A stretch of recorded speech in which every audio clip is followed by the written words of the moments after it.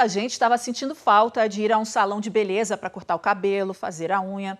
Vai dizer que não tem aí no seu bairro aquele salão preferido. Pois é, com a pandemia ficou tudo fechado. Os salões nos shoppings puderam reabrir no dia 22 de junho e há uma semana, no sábado, dia 27 de junho, os de rua reabriram junto com o comércio. Mas muita coisa mudou no atendimento. O Felipe Magalhães conta pra gente a nova rotina.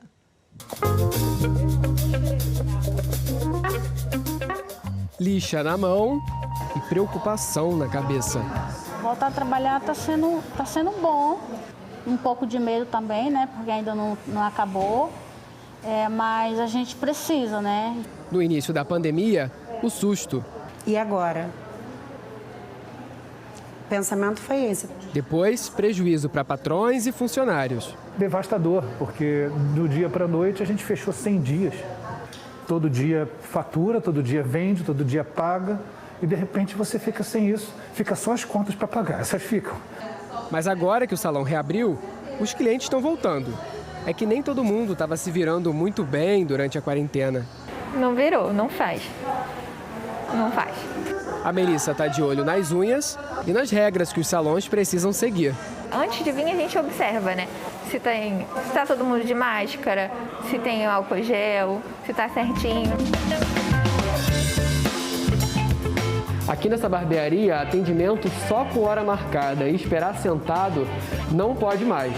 O Caio está higienizando aqui porque eu vou sentar para mostrar para vocês mais uma regra, olha só. O cliente que sentar aqui para fazer cabelo e barba ainda tem que pular uma cadeira do outro. Quando o cliente ele chega na barbearia, ele tem que higienizar os pés dele. Assim que ele entra, ele tem que passar o álcool gel.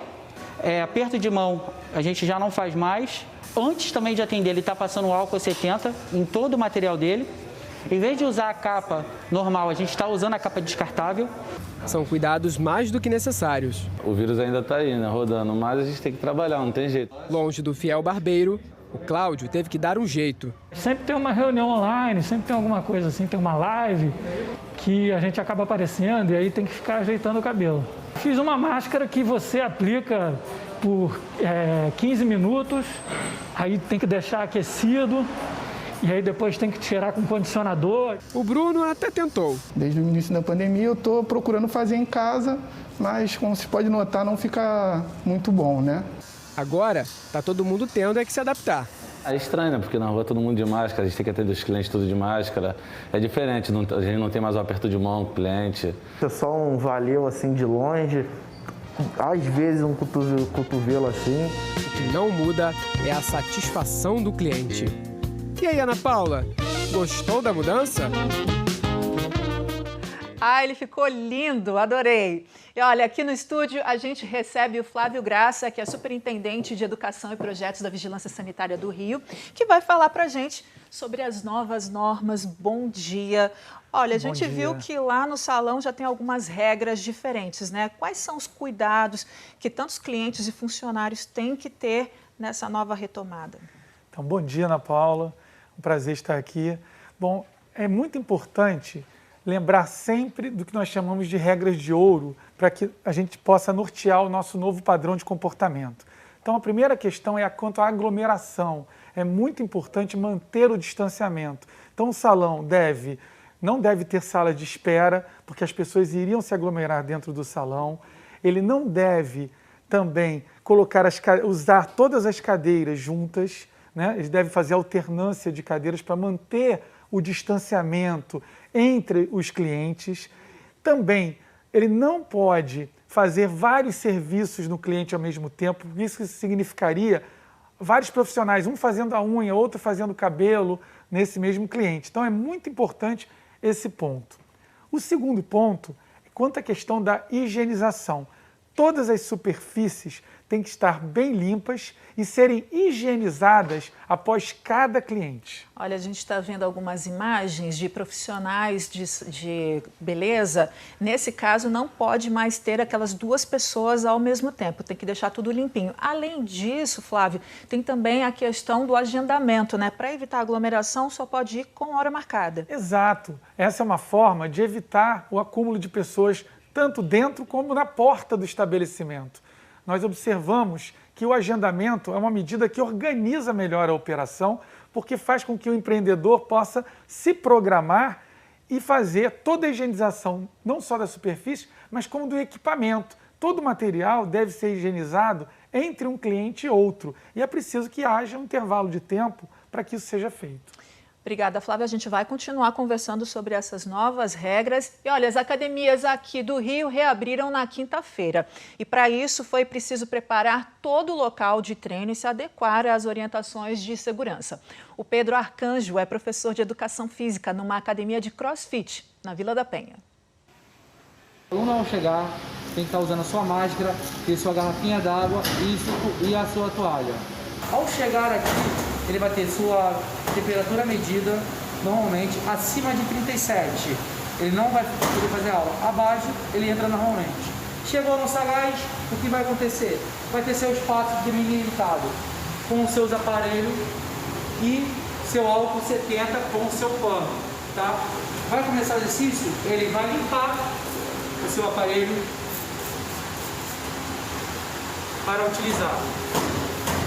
Limpa o aparelho, passa álcool na mão, limpa a sua mão e começa a fazer seu exercício.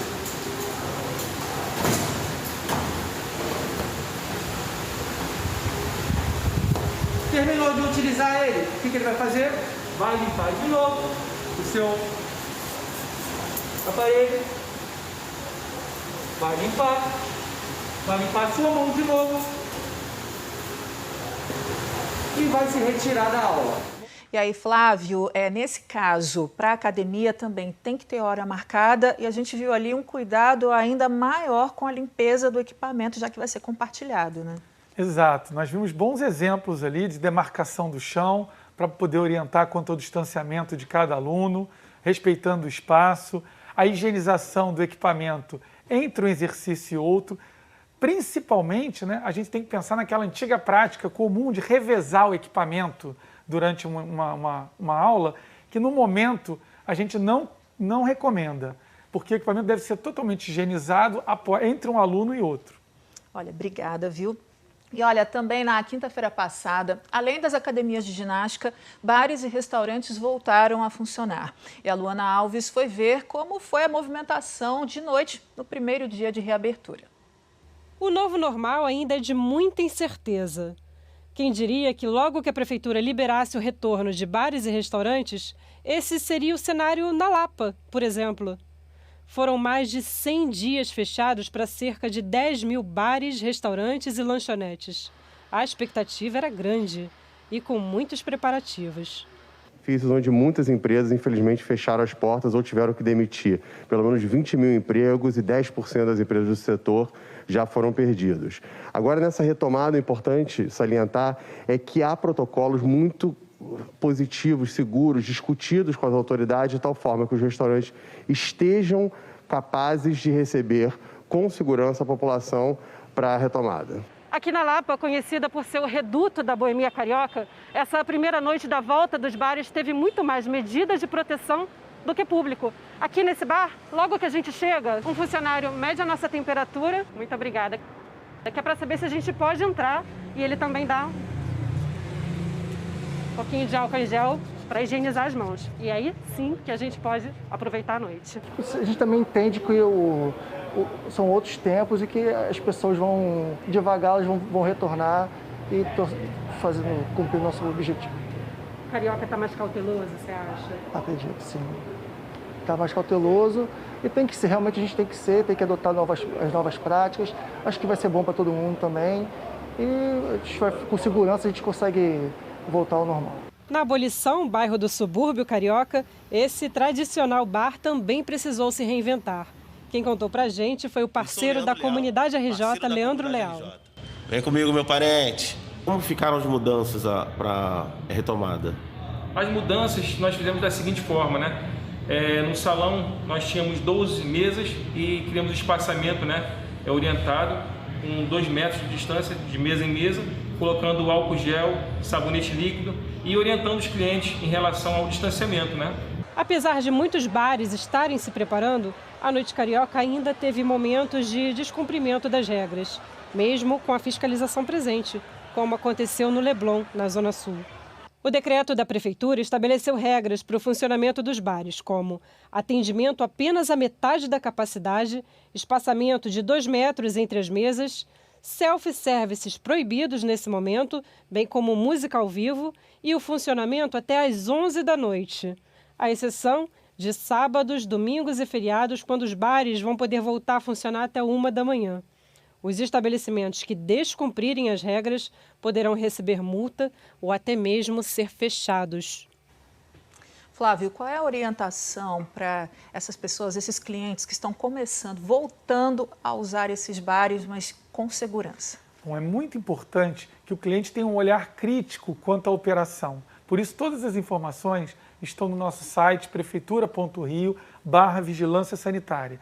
Ele deve observar sempre se existe disponibilização de álcool gel, se nos banheiros tem os dispositivos para a lavagem das mãos, que são sabão, toalha de papel, água corrente e lixeira sem acionamento manual. É muito importante também que ele perceba a higiene do estabelecimento e o espaçamento entre as mesas. As mesas devem estar afastadas em 2 metros entre cada uma delas. Olha, a gente trouxe aqui para o estúdio uma mesa com 2 cadeiras. Vamos mostrar, então, o que deve fazer? Vamos lá, olha, vamos sentar aqui. Eu e o Flávio, a gente vai